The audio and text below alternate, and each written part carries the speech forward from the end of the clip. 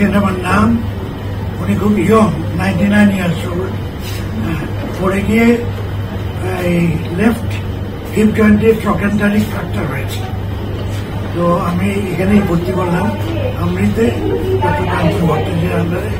তারপর উনি দেখে শুনে ভালো অপারেশন হলো।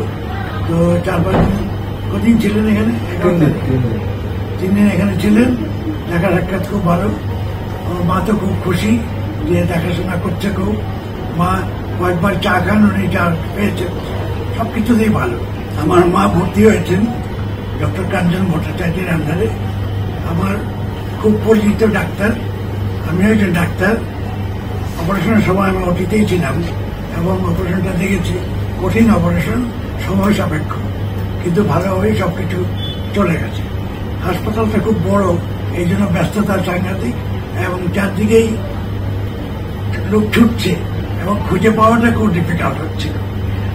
ঠিক আছে, আলটিমেটলি সব ঠিক হয়ে গেছে। এখন আরো বাড়ি নিয়ে চলে যাবো।